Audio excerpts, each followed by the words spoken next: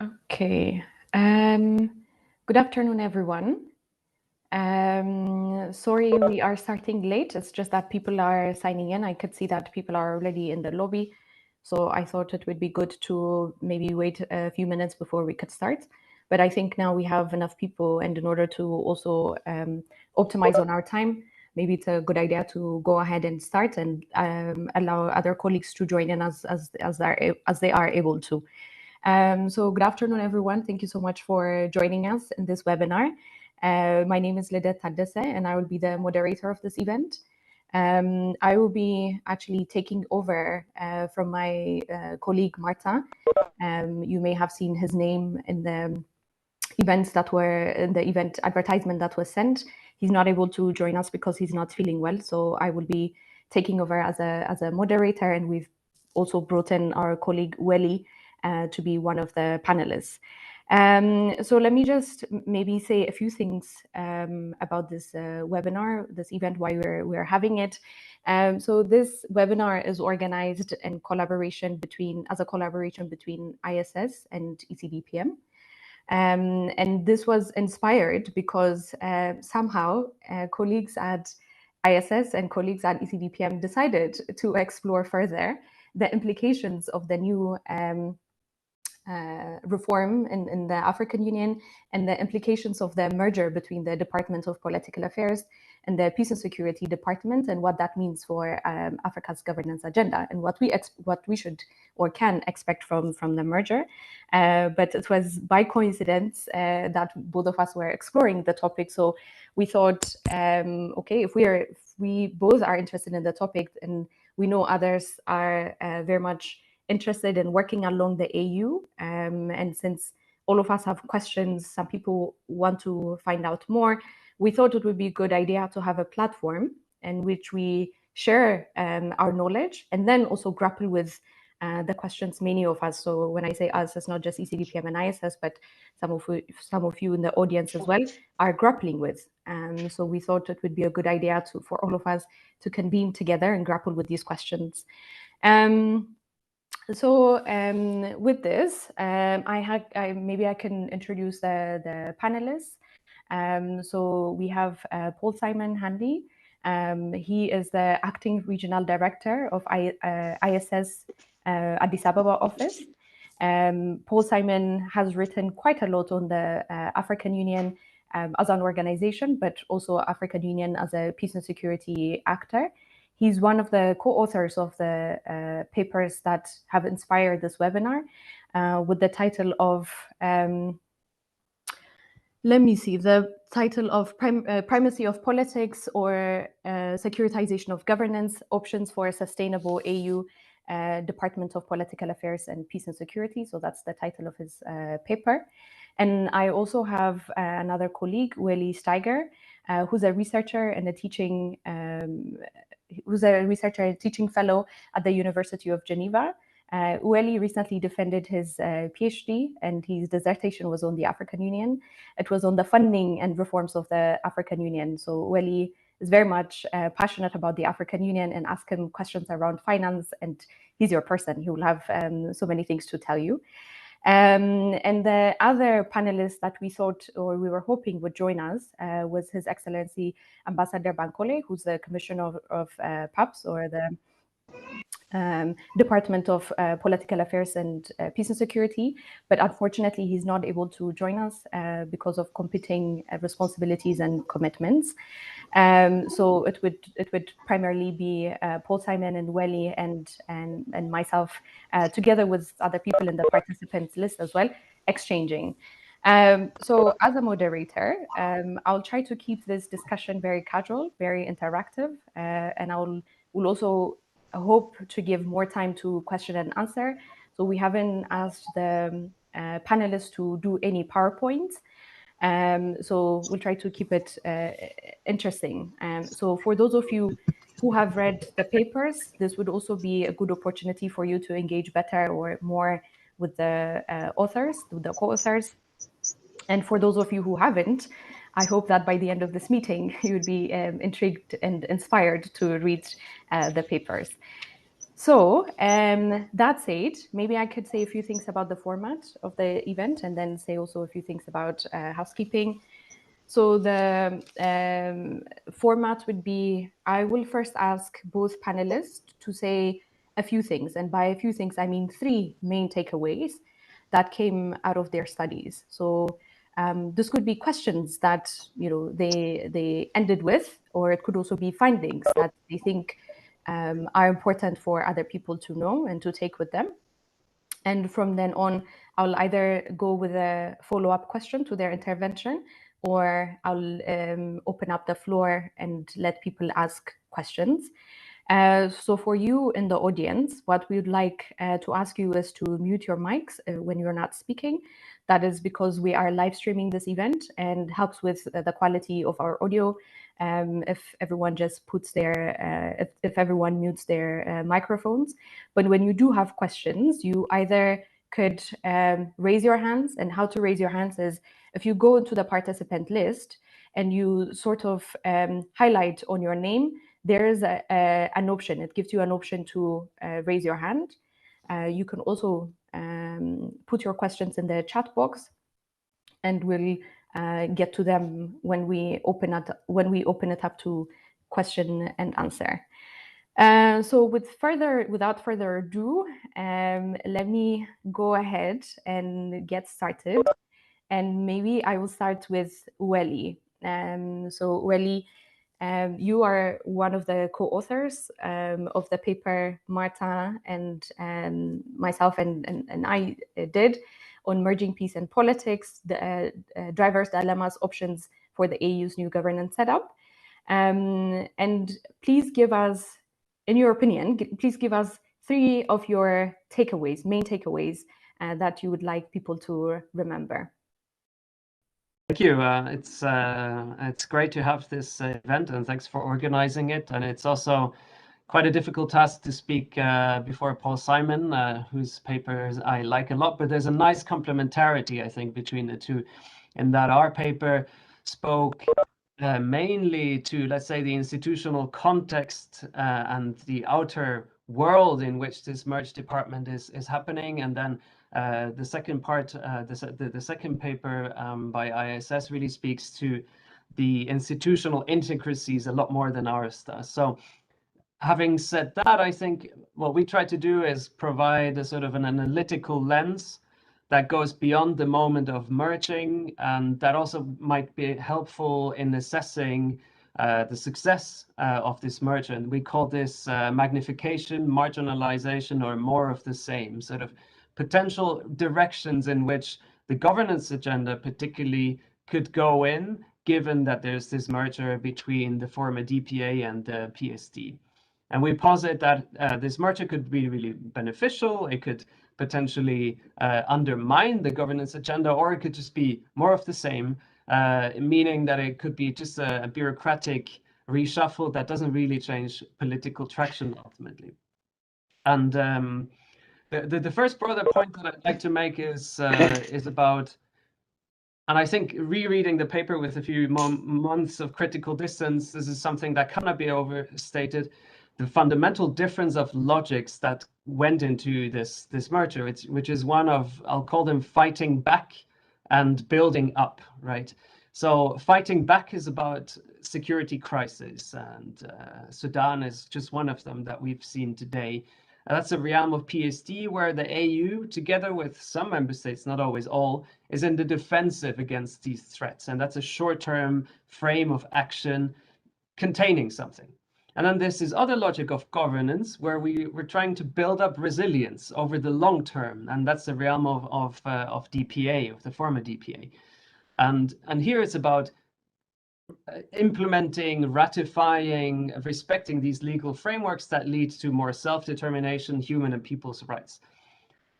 And I do think, and that's really one of the main points of the paper as well, there's reasonable doubts whether there's the human and legal capacity and also the political will for PAPS to do both, basically. So whether there is the bandwidth to cater to both of these logics of intervention that are very different, all the while creating synergies between the two as well. And so these synergies, they're there in theory, but in the short term, I do think that there's a risk of the department needing to pay more attention to short-term containment and not being able to dedicate as many resources as it would like to long-term building up.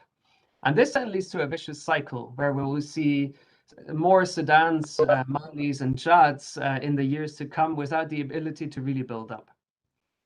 And then this is, I think, the second takeaway that I wanted to insist on. In a way, the department cannot be blamed for many of its problems, in the sense that the leadership variable, someone strong coming in and having a mission, which we said was important, I think we're already seeing that. But what's behind this is that the AU reform, or much more broadly, is basically pushing the department, and many other departments for that matter, and the Commission, to do more with less, which is quite a contradiction. We're seeing the budget slightly decreased of the new department, and the staff numbers as well, if you compare to what it was when you add up the two merged departments. And so in the theory of change of AU reform, it's a sort of throwing in of both more efficiency and more effectiveness at the same time. So cost efficiency driven by large member states, and then more effectiveness, and that's President Kagame's agenda particularly. And these two drivers of the reform ultimately at the level of department become quite zero-sum. So it's difficult to address them both at the same time if you have such limited resources available. And we'll probably get back to this, but this also means that given this resource scarcity at the AU overall, the new department really needs to work carefully with what is already there, pulling in different streams of resources, human and money and legal, etc., to make the reform or the merger a success, really. And this brings me to the third and final point, which is the need for quick wins. And we've kind of framed the whole paper, yes, through the idea that, yes, a reform and a merger are good things, but only if they deliver and if they also enhance political traction for the legal frameworks behind this. And so if you look at quick wins that are possible, we think that early warning is a particularly important area. If you look at the conflict cycle, the merger is particularly useful before and after violent conflict, basically. So post-conflict reconstruction is one area, but really in early warning, there's been a lot that's been neglected recently. The panel of the wise, FemWise, brilliant formats, if you ask me, that definitely have been underused in past years. And bringing those back has been already stated as a goal. And then secondly, I think also the situation room is something that's already been there. There's a lot of expertise in the room that you can scale up, particularly in terms of the countries that it caters to. So these are all important quick wins to demonstrate the viability of the merger to member states. We're now firmly in this implementation stage. And this viability ultimately should translate into political traction to engage in what I call this long-term building up logic. So I'll stop here and I'll look forward to what Paul Simon has to say. Thank you very much. Thank you, Ellie. Paul Simon?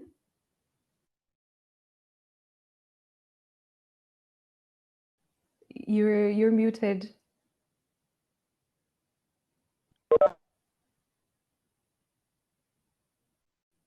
Sorry.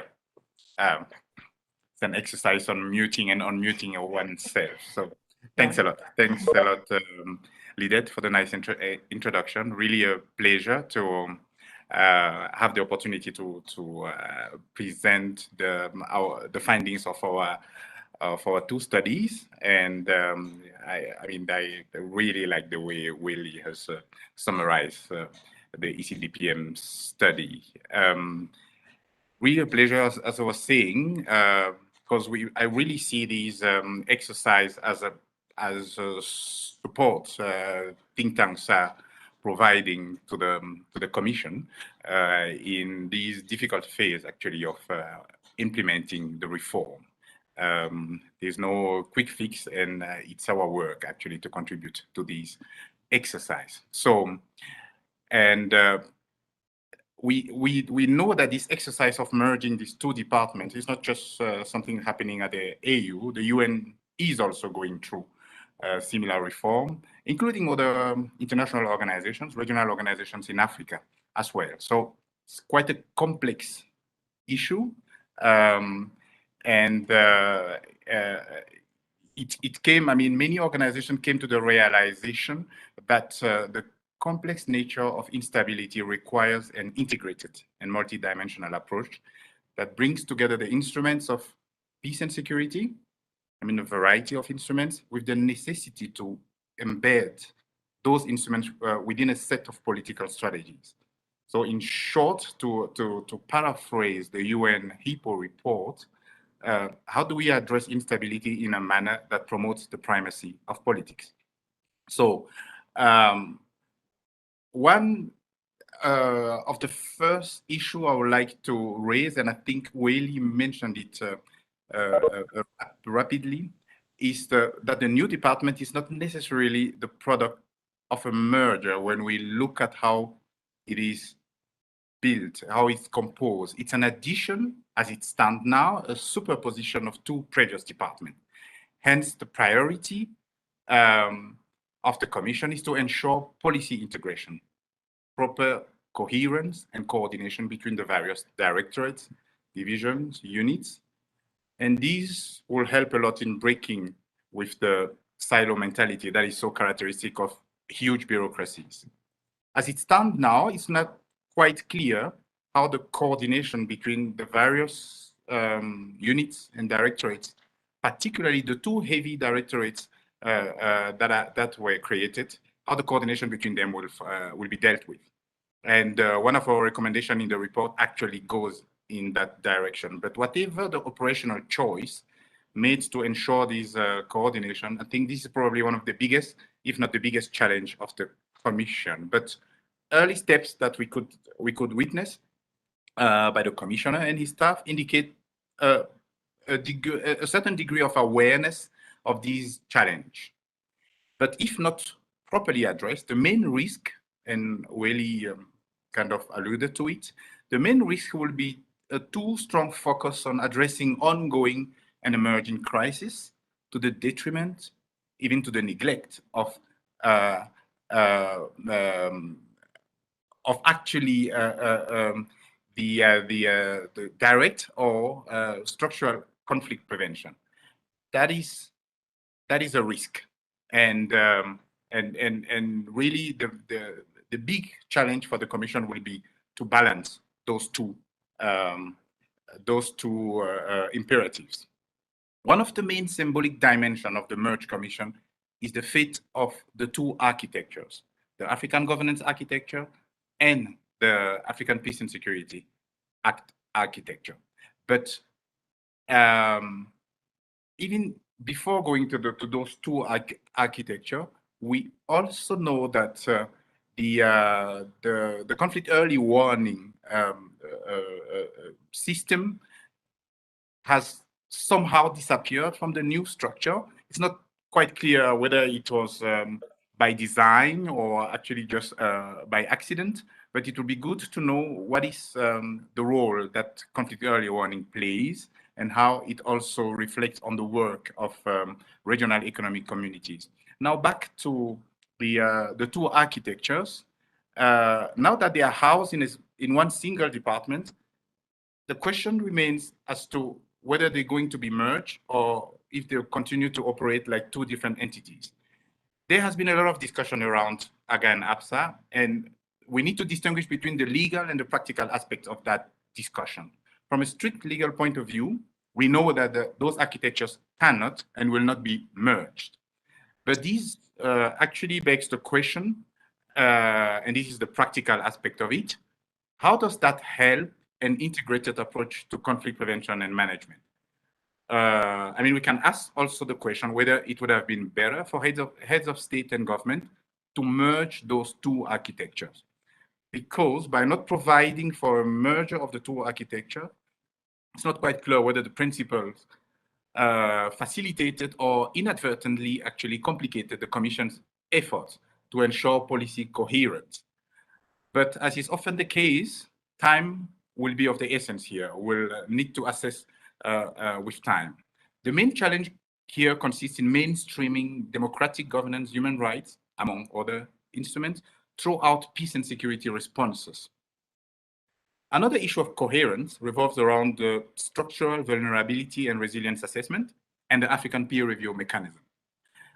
According to us in the paper, this is a paper that I co-authored, according to us, it appears that these two very similar instruments need to be merged so as to provide for a framework for cooperation between the APRM and the Commission. Otherwise, there will be bureaucratic rivalry and probably also unnecessary diversion of already scarce resources.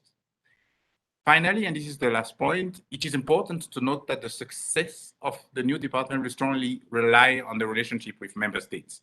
And here we're talking about the Commission, but we shouldn't forget that the PSC plays an important role.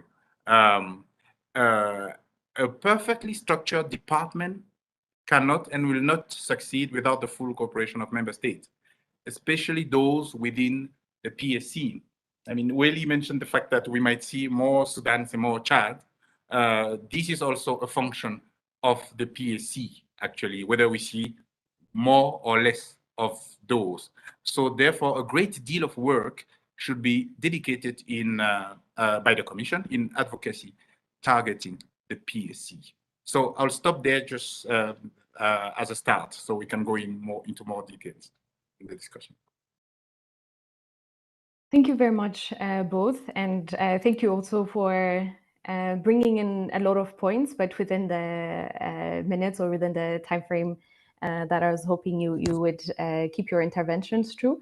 So a lot of what you were saying, and you were also mentioning each other's interventions, speak to each other. I think both of you have, for example, talked about the centrality of working with member states. This is also something that came out of the papers, both papers, and you have in different ways, but still you have made the distinction between what is possible on the technical front and what is or is not possible on the political front, and the rationale behind why this institutional arrangement was also pursued.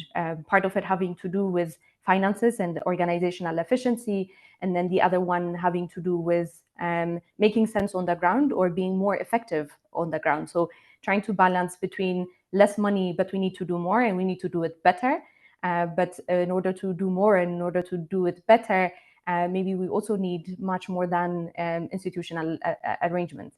And maybe this is also where my follow-up question is, and for both of you, you can reflect on it, is when we were working on the paper on what does the merger mean for the governance agenda or structural conflict prevention as well, one of the things that we were heavily debating internally was to what extent could we be ambitious of what we expect of this merger? Because the merger technically is an institutional arrangement. So yes, you have brought these two departments under a new structure. So people are physically sitting next to each other, maybe. And then the departments or the units have been changed. The constellation of departments has been changed. The structure has been changed. But we are talking about change at the AU Commission level. While the barriers to governance or the obstacles to adequate and transparent and satisfactory political governance in many contexts in Africa largely had to do with the political blockades or the political dynamics that are evident in how states relate to each other, and that are evident in how states are also able to influence the AU. So in a way, there's, I think, this question to be asked about to what extent could we expect technical or institutional changes to affect political changes by expecting that this new merged department, could we, realistically expect this new merged department to allow the AU to do better on governance than it did before 2020, before the institution was merged? Or is this a naive expectation, in a sense, that we think because the institution has changed, the politics will also follow through? What are your thoughts there? Maybe I will give the floor to Ueli and then Paul Simon. Thank you. Brings me right back to our excellent discussions this spring that we had, Lidit. And I think this is really the $1 million question in a way. So I think my thinking is ultimately that not all political traction, let's say, for the governance agenda is related to bureaucratic politics and performance, but some of it is. And that's where optimists, AU optimists, and I count myself among them, and I think many in this webinar do as well. That's where, by delivering on the reform and by delivering on making the merger a success, where the AUC and PAPS specifically can make a contribution to political traction. But we shouldn't equate consensus among member states for a reshuffled department structure with an entirely different change of mind on what it means to do good governance in Africa. So I think the two need to be separated, but if you think of it as a Venn diagram, there's a nice little colored bit that intersects. And I think what can be done is really the collaboration within the AUC. I've already talked about leadership and the importance of leadership. And the other aspect of it is how well different parts, and Paul Simon said this better than I am right now, but how different parts of the merged department can collaborate with each other, thereby really doing more with less in a way. And that's a difficult thing to achieve, particularly in the current climate where maybe if we break it down to the individual level, individual job security in the merged department is a very shaky topic right now, right? It's difficult for people to know whether they'll hang on to their job, so they're sort of in a different logic than, oh, fantastic, let us start new collaborations and new interdepartmental meetings at this point in time. So in a way, the very moment right now is difficult, but by delivering and by demonstrating, again, the viability of these technical changes, by creating efficiencies, there is a potential contribution to political traction to be made, as small as it is compared to people in the streets demonstrating, for example. That's a much stronger push for good governance in the end, as much as I like international organizations. Thanks, Ueli. Paul Simon, what are your thoughts on this? I pretty much agree. I mean, it will be already a huge step forward if the Commission manages to achieve greater coherence, bureaucratically, structurally, also in terms of accountability. You can't preach governance if you don't show within as well some symbols of transparent governance as well. So that will be already a great achievement. But I think the greater achievement will have to be made on the side of member states. And there, the Commission can play its role of launching initiatives. The Commission can be courageous. The Commission can be creative. But at the end of the day, member states need to follow and to come back to whether we'll have more Sudan and Chad will also depend on how member states, and here I'm talking about the Peace and Security Council, how member states deal with it. And in that regard, I think that the decision-making of the PSC, in fact, I think that the reform, probably, if there's something that we could criticize in the reform, is maybe left the functioning of the PSC totally unaffected, totally untouched. There could have been some leeway, but we know that President Kagame had a couple of ideas regarding the role of the PSC, but they didn't fly for obvious reasons. But I think there, clearly, the composition of the PSC sometimes says a lot about the direction of decisions that are taken by the PSC. So, so in that sense, the member states of the AU are. We can't expect too much at a certain given historical point of time of an AU composed of states with particular characteristics, constraints, also in terms of governance. So the AU is actually the addition of its member states. And remember, the AU is not a club. It's not an organization that provides for certain conditions for the entry into it. All African states are de facto members of the AU, do not have to abide by certain principles, even though the AU considers itself as an institution that kind of, encourages its member states towards more democratic governance. But this is a far cry, and it's going to take time actually for democratic governance to be mainstream within the working of not only the Commission, but also of the PSC. Yeah, excellent.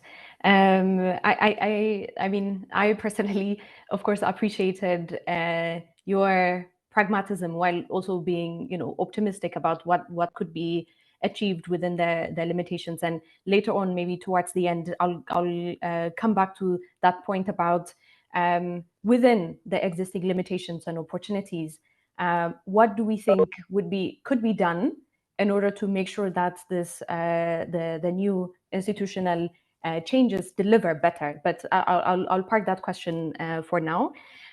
Maybe I can already open up the floor and see if people in the audience have questions. And maybe I give the floor to them and see. Otherwise, I too also have questions, so we can carry on the discussion there.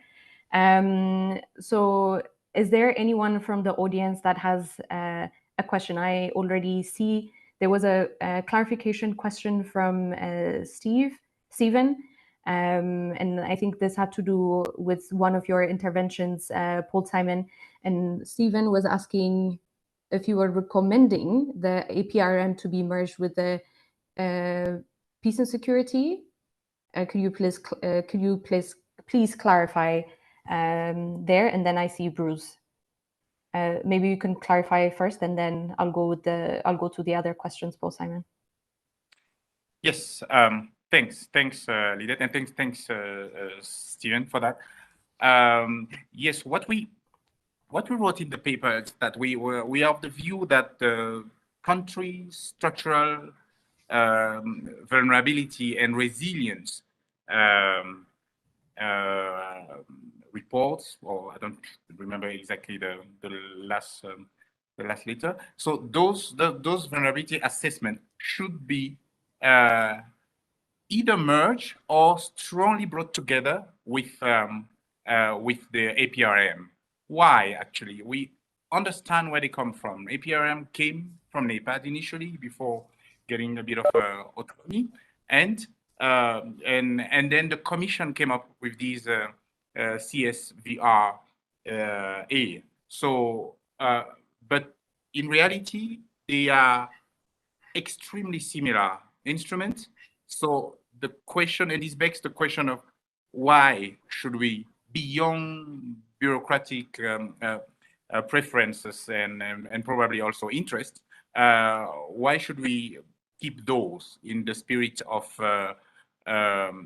coordination, policy coherence? Why should we keep those two separate entities if it's actually not for bureaucratic interest and, in my view, also rivalry? So we need to find a way of bringing them together. Merger is an option, but in any case, I don't think it's sustainable to have those two separated in the long run. Thank you. Okay. Bruce, you have a question, and then after Bruce, Iris could take the floor. Yep, thank you very much. And thanks already for the interesting points up until now. And just thinking back to what Welly said, your point, Paul Simon, about these reports, the structural vulnerability and resilience reports, would merging them perhaps be one of these low-hanging fruits then that Welly was talking about? Is that something that we could think about? So that was just a kind of a small reflection just on what you said. But I was also wondering if, I mean, either of you, maybe, I don't recall if it's specifically in the report or not, do you have a sense that the merger now alters relations between the AU and the RECs around the whole peace and security agenda and the governance agenda? Because, I mean, you were saying, Paul Simon, that some of these reforms in the AU are also taking place at the REC level.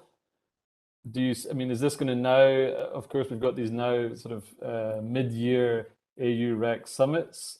Is that something that's just been discussed, or are there sort of new issues emerging at that level as well? Thanks. Maybe we should take questions in a round. So Iris, you can pose your question. And I also see someone from UNDP, I think, has raised their hand. So they can also ask the question, and then we can go back to the speakers for their response. Thank you. Thank you, Lidette. I have a question. Iris Preuß from GIZ, head of the APSA and IPSS program. We work with PAPS at the moment on the change management. And the first step is a consultant who is with PAPS right now to do a kind of baseline study needs assessment on which the long-term support, which should inform the long-term support. I have a briefing with the consultant tomorrow, but what we already see now is a difficulty, or let's say a risk, that we take the second step before the first, which is the second step is the institutional arrangement, you know, cooperation, coordination between the units, with other organs and of the AU and so on and so forth. But what is, in my view, missing at the moment for the change management is the policy framework. Because what we see is that specifically, and also what Uli said, is of course the overarching job insecurity, all that affects the process at the moment. But when I say the second step before the first, I'm a bit afraid that the change management is started, but more at the institutional level, and it doesn't go hand in hand with the policy framework that is still missing. That is my first question. The second question, so what would you say to that? What would you think, and this is also the question that Lidet put for later, but that I would also like to pick up, is what needs to happen now in terms of change management? What steps should be taken now, and what steps should be maybe taken at a later stage? We also see a challenge, or let's say an open task, with cross-cutting issues. Now that the department is merged, there are cross-cutting issues like border management, which is not reflected in the structure, new structure at all, human rights, and so on and so forth. And thirdly, where do you see the role of the regional desks in the change management? Thank you very much. Just for for clarification, Iris, when you say the policy framework seemed to be missing, how do you mean that, or what are you referring to? It's a little bit what Paul Simon, I think, alluded to. We have both architectures, but we don't have yet merged architectures we don't have, but we also don't have a policy document that would guide the way how the two architectures should work together under the new department. So that is a bit what I mean with policy framework. Okay, thank you for that. I see one person has raised their hand. It just says UNDP, so please take the floor. Yeah, thank you so much, Lidet. It's Jide Okeke, and it's a pleasure to be connected, and it's good to see Paul Simon as well.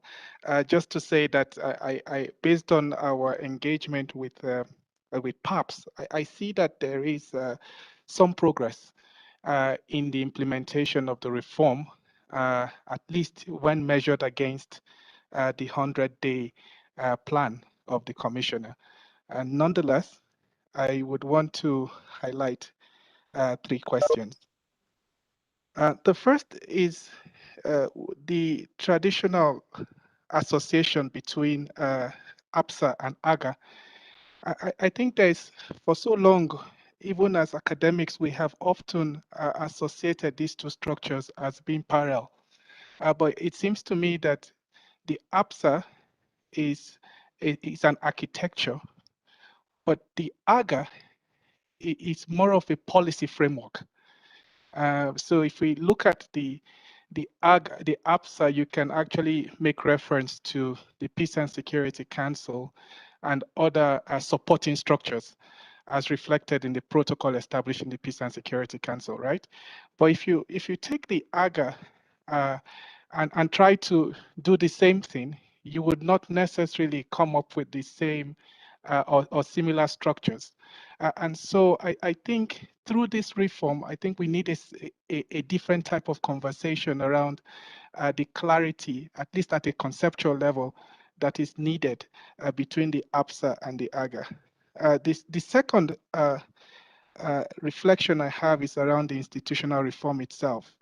I think the institutional reform, it reinforces the relevance and importance of institutions. But Kagame's reform was also supposed to do something else. in addition to the relevance of institution, it was supposed to connect citizens better with the African Union. To what extent can we say that that has been achieved so far, or how can we ensure that we bridge that gap between the African Union and citizens' voices? I think this is something that should be reflected as well, both within PAPS as well as other structures. And then the last question I have is the PAPS as currently reconfigured, is it suited to support inclusive transitions in Africa? And I know it's a couple of examples have been made, including on Sudan and other countries, but I would want to hear your views on that as well. But a pleasure to be listening to my former boss, Paul Simon, and to connect with Lidet again. Thank you, Jide. Good to have you here. Okay, maybe these are enough questions for either or both of you to tackle. So maybe I'll just let you choose the questions that you would like to respond to, and then we'll take it from them. So, but you can't escape. So I've noted all of the questions, and if you selectively avoid some, maybe I'll come back to you. But maybe this time around, I'll give the floor first to Paul Simon and then to you, Ellie. Yeah, no, thanks, Lidet. And I'll start with the very easy questions of GD. GD, I agree with you on the need for conceptual clarity between AGA and APSA.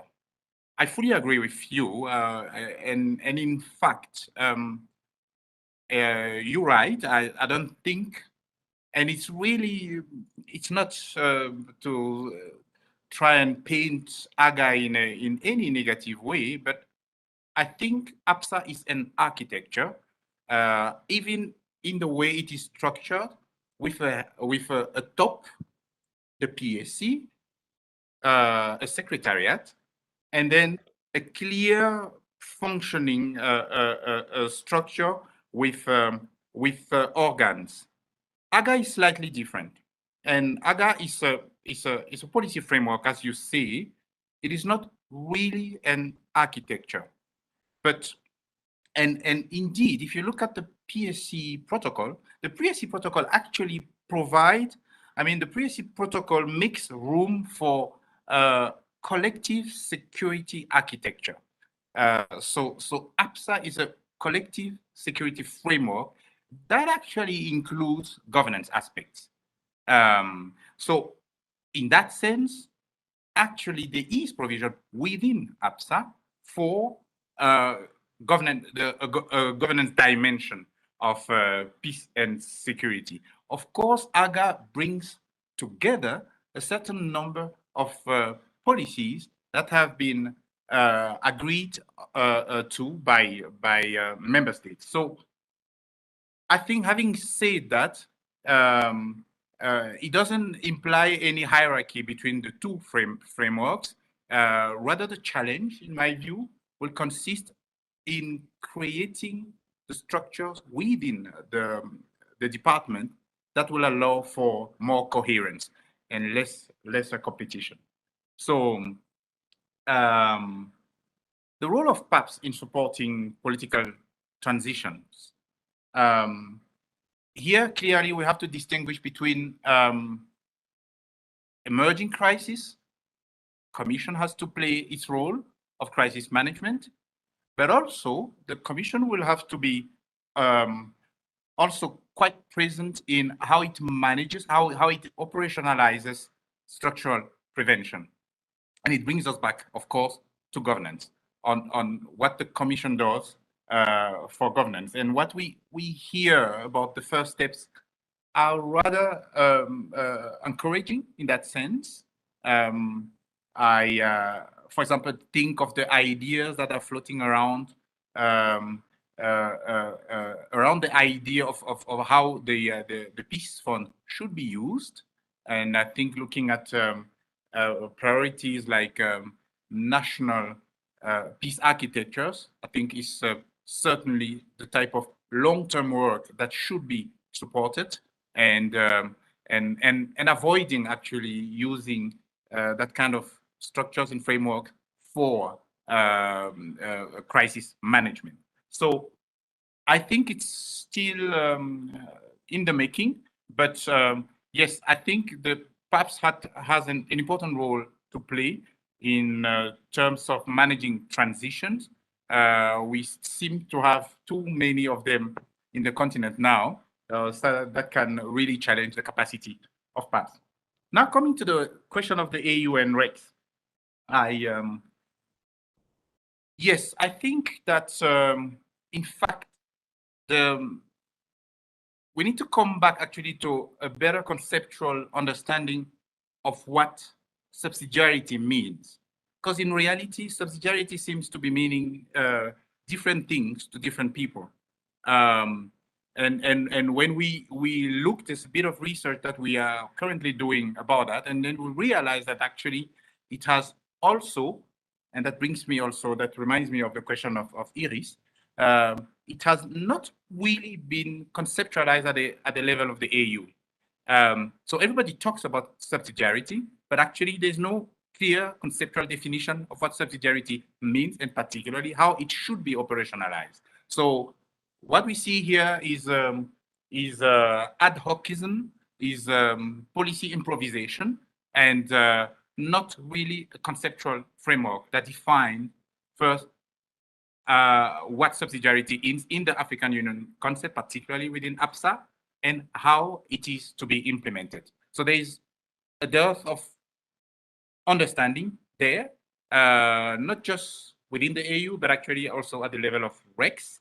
And that also explains some frictions we saw, particularly when it came to deploying certain peace operations, both in Central and West Africa. So, Iris, maybe I will stop with it. Yeah, I agree with you that the policy framework is missing, was missing, and maybe that's something that the Commission has been reverse engineering, creating this policy framework that should have been given, in my view, by the principals, by the head of state when the reform was agreed to. But it's important to agree on that. Otherwise, in fact, the Commission will be overstretched by trying to address too many things at the same time, because it wasn't provided with sufficient conceptual orientation and direction. And I'm sure Willie has answers to your very difficult questions about the next steps to be undertaken. Thank you. Willie, do you have the answers to the question about next steps? I'm receiving a big hot potato from Paul Simon here, but no, those were great answers already, and I'll try to add where I can, I think. And let me maybe kind of go in reverse order and start with Iris's excellent questions here. I think what we have a case of here, and I think it might be more fascinating from an academic than a policy perspective, but it's a case of putting the cart or the horse before the cart, as they say, right? Which at the African Union, I think is quite rare, in that the African Union tends to agree on ambitious legal frameworks and policies, and then struggles to implement them for lack of political will, bureaucratic capacity, and other reasons. So playing devil's advocate here, to go the other way for once might be interesting, as well as an exercise of how to see how the AU Commission goes about it. And I agree, the principles of the reform could have given a better framework, could have given more. But as we are now, and I think thinking quite concretely, and I think that's what you're after here, is this is also something that can emerge in practice as different units that have maybe communicated very little when they were in DPA and PST previously, as they now speak to each other, they can identify interlinkages in their activities. So I think there's really no shortage of top-down governance at the AU that fails to fully realize its potential, and a lot of what the AU does is constantly aspirational, and it's always kind of behind its aspirations. But in a way, I think changeability of what these different units have been doing continues while creating these synergies. So in a way, I'm not terribly upset with the current situation. I think you had one specific question as well on the regional desks, and this is anyone that looked a bit closer at the organogram noticed this as well, that basically early warning and governance are handled by the regional desks. This is a little comment with heavy implications.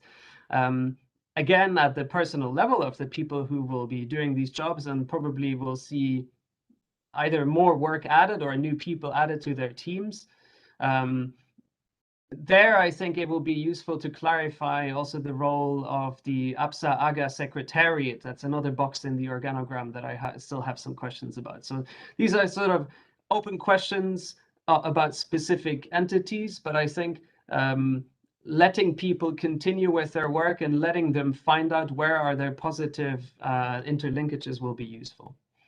And I think that's also an answer to Bruce's initial question, basically. I'm a big fan of letting things that work, letting them work, basically, not to rearrange and throw them out because they've been working until now. And that's I think a general principle that is helpful now in the context of limited resources. And then on the question on subsidiarity, Paul Simon has said a lot of very useful things already. To my mind, subsidiarity is always the closest level of intervention that is best suited for intervention, that is most efficient at it. But that's a theoretical notion, and the practice looks a lot more difficult. It's often forgotten at the AU that member states themselves can deal with crises by, for example, inviting another member state to send troops, as happened in Mozambique, much to the chagrin of people in Addis, I think. Then the regional, then the national, then the continental level. And I think these negotiations on subsidiarity are ongoing. What is really needed is tailor-made arrangements, because subsidiarity between ECOWAS and the AU and ECAS and the AU are not the same thing. So to allow RECs that have built up capacity and political will for early warning, for example, ECOWAS has an impressive early warning system, for that to be able to feed into resolution of conflicts and anticipation of conflicts is really important. And in another way, I think we should kind of disentangle the consequences of the merger is what I've called these sort of short-term versus long-term logics. Subsidiarity might be a different story when dealing with a security crisis rather than subsidiarity in governance work, where, for example, a continental framework might have more traction than a regional framework or vice versa. So that's all kind of context specific. And maybe it was just one question. Jide had one excellent question on the citizens' participation, which I found such an important point that we need to keep on bringing up, as this is not a reform for member states only, but also for citizens. And direct citizen participation in the success of the merger or in the success of the governance architecture is, I think, quite difficult, and I don't see any other international organizations excelling at it. Apologies to the UNDP representative in that context, but I think that civil society organization participation is one area where the former PST has some experience. For example, through the inclusion of WANEP, the West African Network of Expert in Peacekeeping, Peace Building, I'm not sure about the name now, where they've brought them in for early warning, for example, and to work with organizations that are already established and that bring in citizens' voices would be one more efficient way of doing so, perhaps. I'll stop here, but those were great questions. Thank you.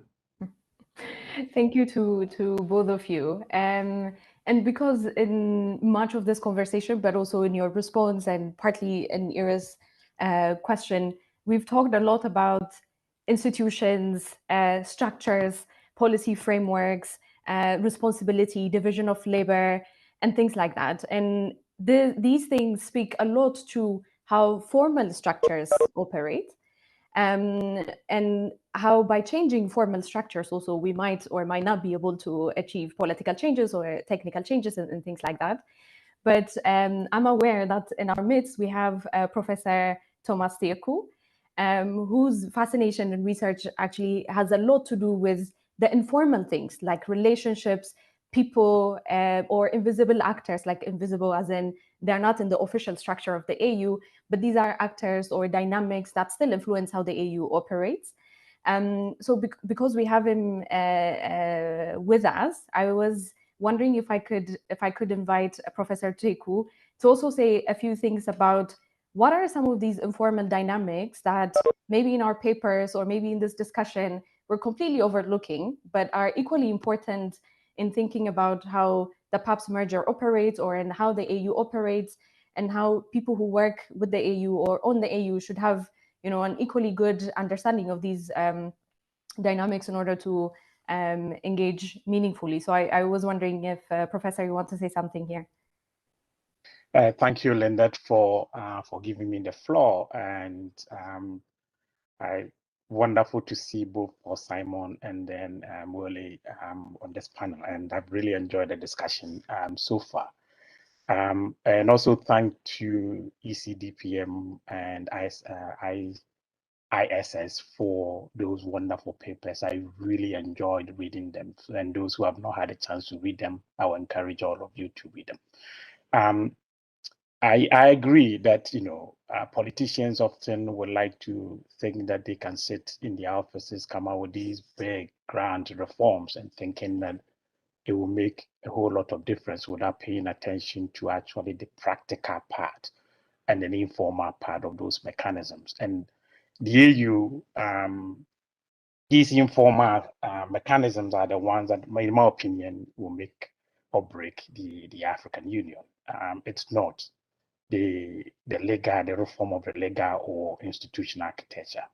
And one of them that I'm really looking forward to, and I'll be watching closely, and I want to put it on the table for discussion, is the relationship between the political head, which is the commissioner, and that of the technical head of the institution. The AU was designed informally in such a way that the political head would think about long-term strategic kind of issues, while the technical people or the two directors will run the shop. But this has never been understood and really practiced within the AU. The practice has always been, the informal practice has always been that commissioners often want to micromanage, whilst at the same time trying to do so often from outside of the building of the AU, right? You're traveling because it's designed that as a commissioner, you're on the road thinking about strategic issues and selling the AU to member states. And often they want to micromanage that institution from wherever they are traveling to. And that has always been the problem within the AU.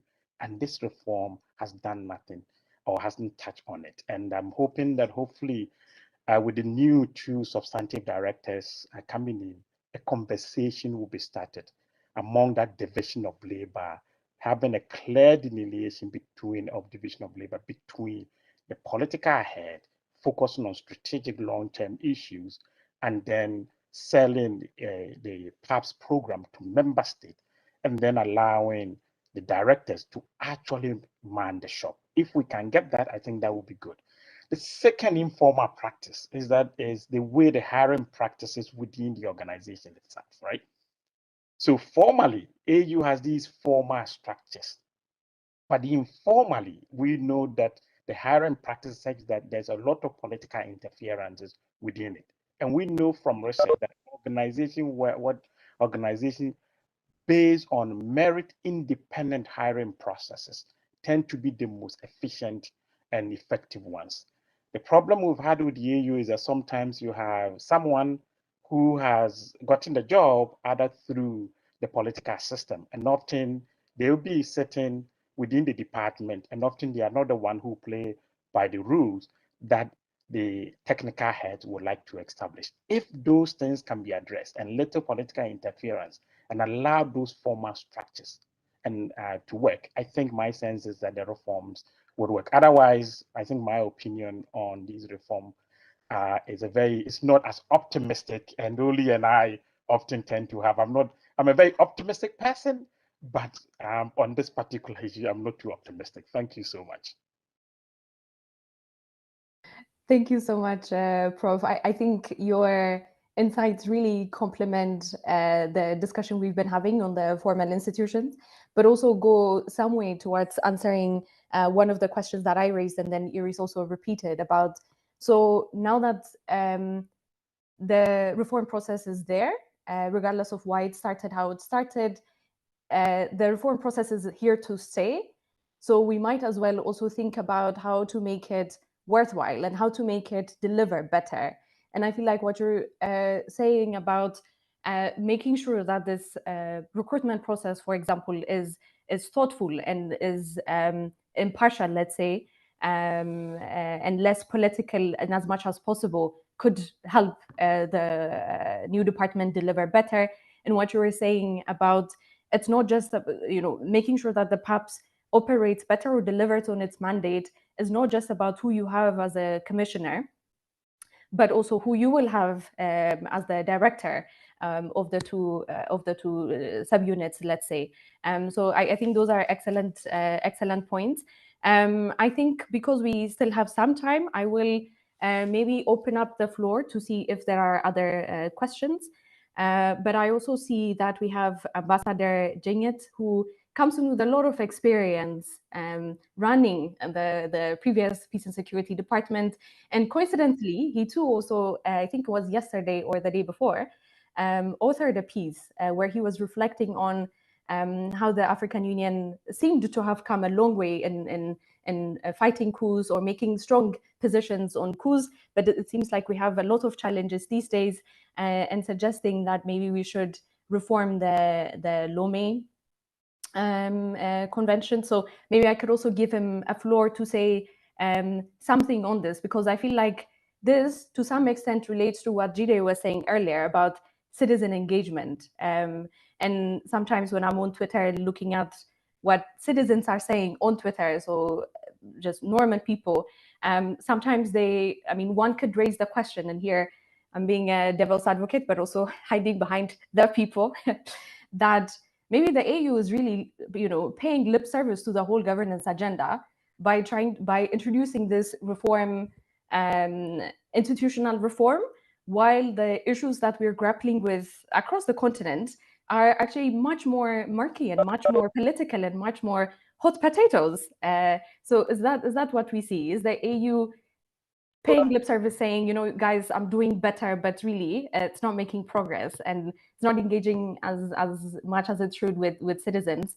So maybe Ambassador Jingit, you could say something about your paper and your thoughts, and of course valuable experience as well. If there are other people, if you show me your hands, I can also give you the floor to ask your questions. But if not, Ambassador, would you like to come in?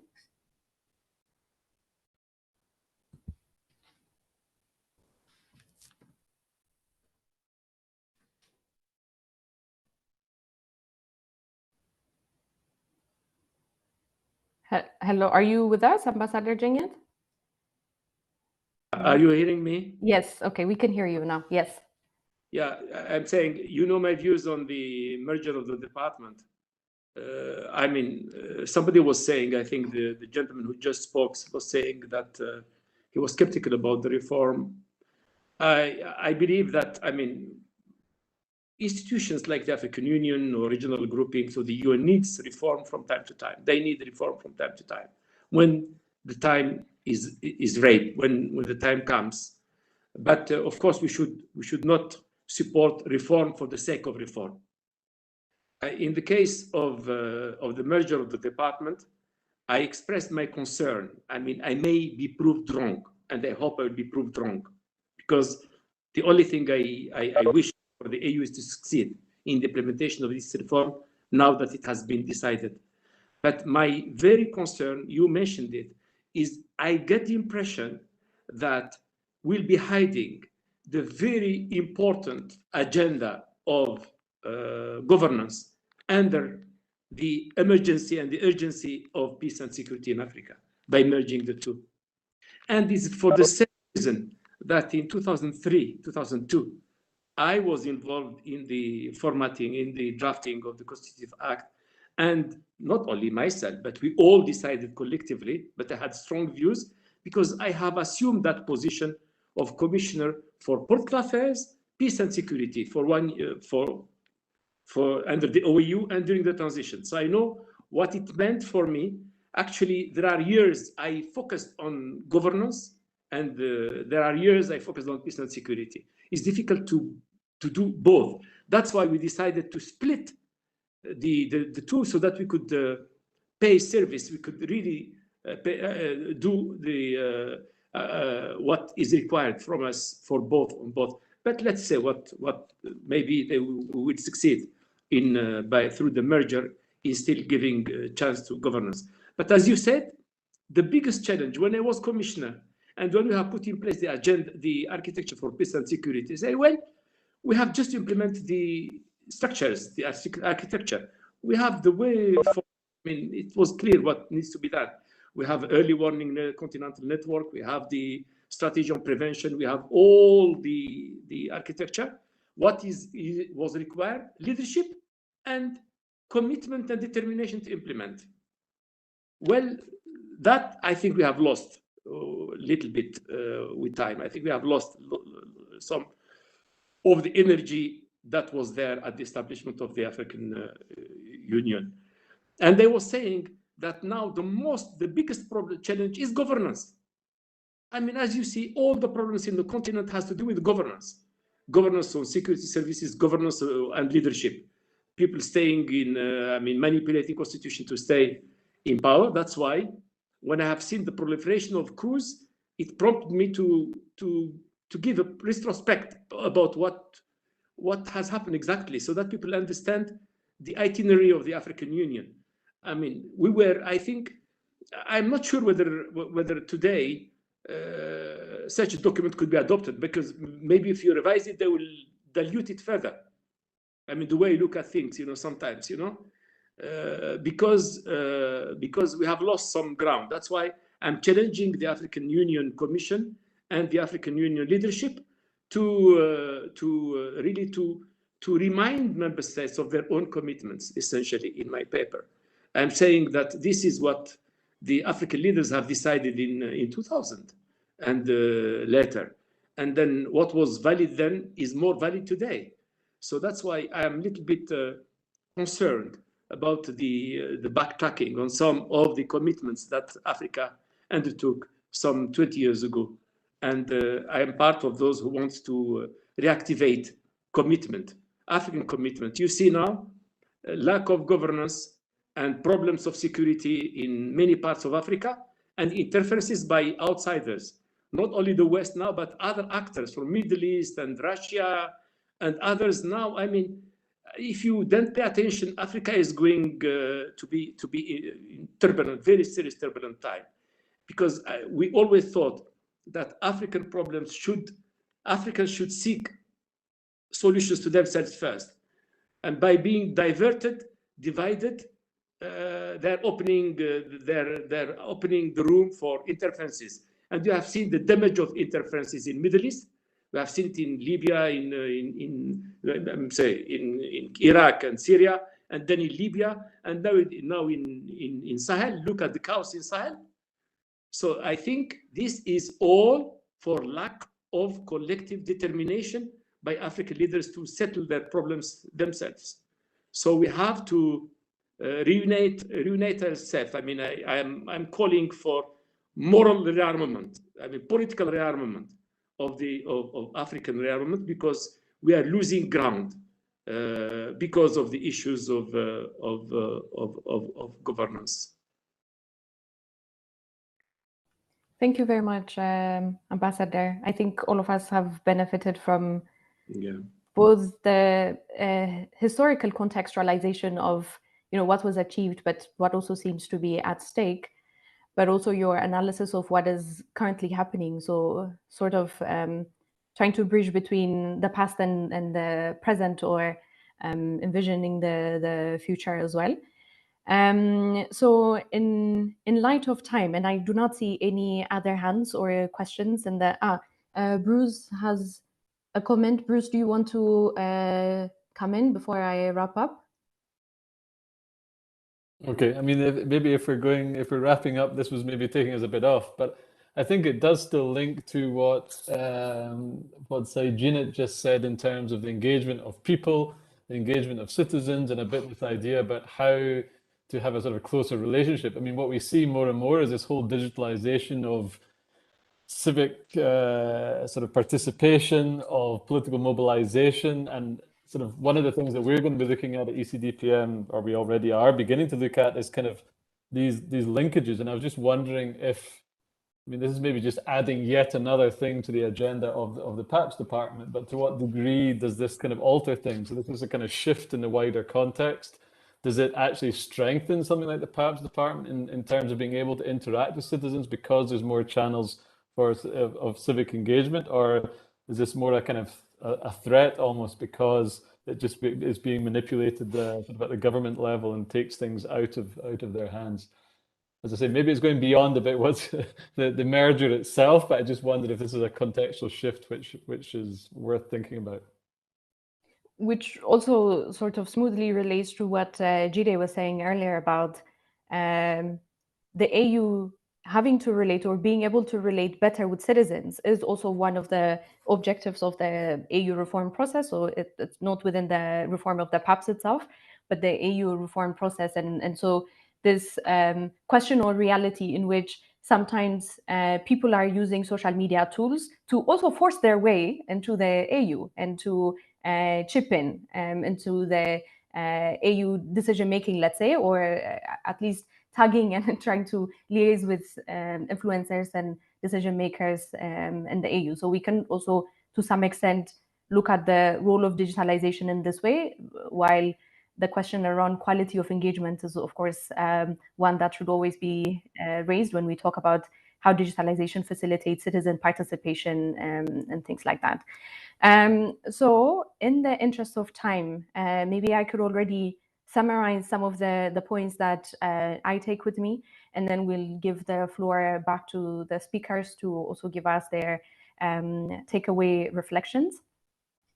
So in this discussion, I think Paul Simon, this was your point. You were saying how the APSA itself, in a way, has some aspects to it that would enable it to work on governance, and that maybe with this institutional change, there is the possibility, although how it would materialize in reality is yet to be seen, but there is the possibility that this new department is able to work on, or at least should attempt to work on, both intervening in emerging crises while also trying to address the structural drivers of crisis, which, as Ambassador Jing mentioned, but all of us, I think, agree, have a lot to do with political crises in different countries and political transitions, or inability and limitations in managing political transitions in different countries in the continent.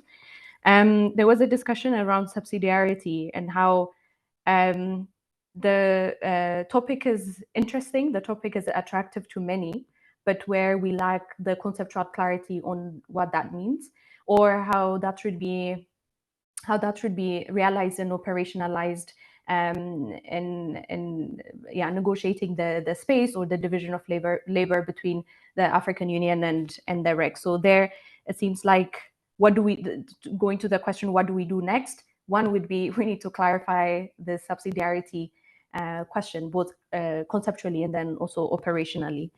And there was a discussion around the guidance on the merger. Okay, we want the APSA and the AGA to work together better, but how do we do that? Is there any actor that has put in a lot of thought into how this could be achieved more practically? So I think this too also goes into the question that I raised and Iris also raised about, so what do we do now? I think the other thing is we need to think more thoroughly about how to make the AGA and APSA not necessarily merge, but at least complement each other or work better. And if we decide actually they should work better in and of themselves and not necessarily together, that too is one solution, one way of going about it. But we do need to think about the next steps there. And there was also a relationship between, there was also a point about the role of member states and how what we lack at this point is, yes, leadership within PAPS is quite important, but we shouldn't also overlook that change on the ground would only come in as much as there is commitment and dedication from AU member states as well. And I think this is what Ambassador Djenget was sort of ending with, saying leadership in the AU Commission is very important. And he reflects on this in his paper from the other day as well. But at the end of the day, member states also need to show that they have bought into this and are able to commit to, let's say, values or also charters that they have subscribed to.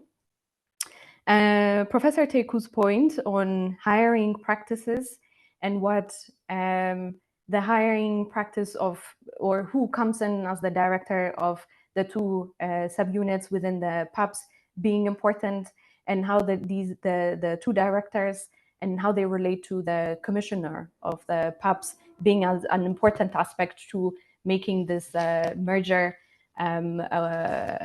progressive or fruitful. I think that is also a point that we have taken with us. So these are some of the points that I took with me, or I noted down. But I also I would like to give the floor to Paul Simon and Welly to see what your respective thoughts are on what do we do next, or what do you think could be done next within the limitations that the PAPS has to make sure it delivers better. Okay, maybe this time I will go to Paul Simon and then Welly. Thank you, Lidette. Thank you also for the excellent summary.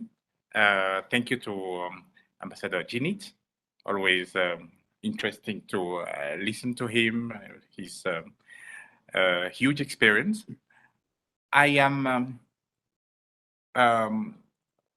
The reform is ongoing. The Commission is quite busy putting in place the structures. Some might think that it's taking too long, but we know it's not just a technical process; it's also a political process. So I think even putting in place that structure will actually be already an indication of where the next steps will take us. At least from the technical side, we'll know in the next months, hopefully by the beginning of next year, where we're going.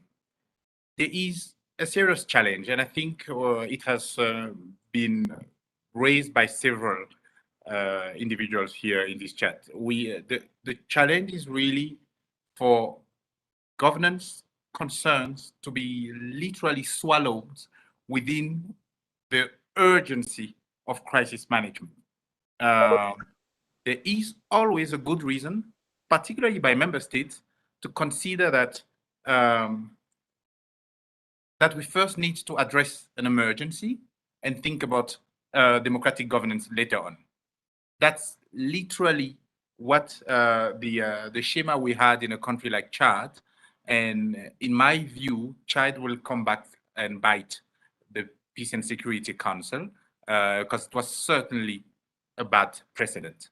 So and this, in my view, is the biggest challenge for the Commission, but not only for the Commission, actually, for also the PSC, and that governance doesn't just become an afterthought instead of actually being mainstreamed, being actually the strategic entry point for peace and security. Thank you. Thanks, Paul Simon. Welly?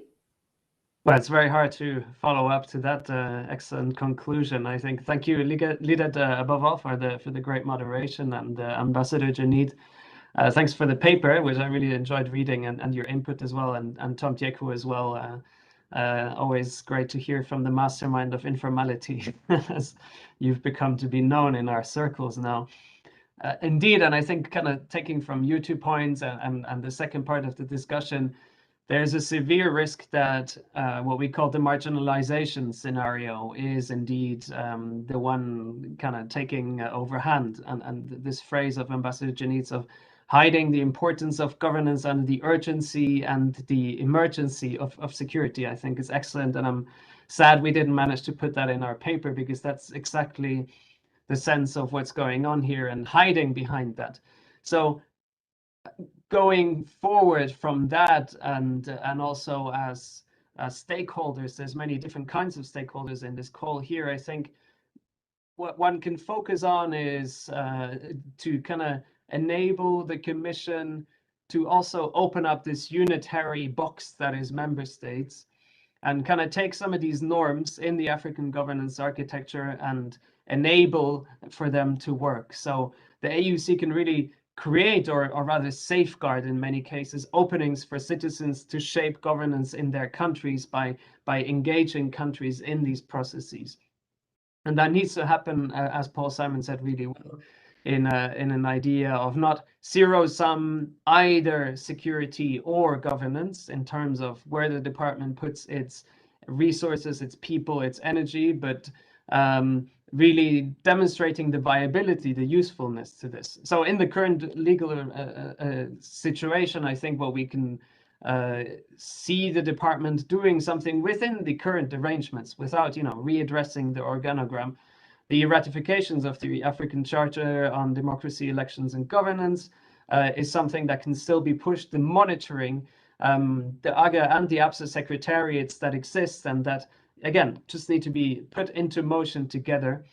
And I think PAPS is already doing this, and they'll do really well to build up even more partnerships that are not just cooperative, but really collaborative, that bring in resources for joint attainment of goals. And APRM is one. We've already talked about them. FemWise, PanWise, the Situation Room, early warning in regional economic communities. There's a lot of resources, both from within the African continent and from partners such as the UN and the EU, that are on the table, and it's about sort of realigning them behind this single goal. And that makes me, perhaps to end on that note, slightly optimistic, but I do fear that marginalization is a scenario that we cannot exclude. Thank you very much. Well, thank you so much to both of you and for your very thoughtful reflections and for sharing your thoughts also as the questions came, and for entertaining the questions that you also received from the audience. I'd also like to thank Professor Tiku and Ambassador Adeoye, who were generous enough to, one, attend this meeting, and then two, also chip in with their thoughts and reflections. And thank you to all of you who also made the time to attend and to join the conversation. I do hope you have found it to be useful and interesting, and that you have taken one or two things with you. We have shared the links to the papers, and there's a question on where to find Ambassador Adeoye's paper. So I'm going to paste it here as well.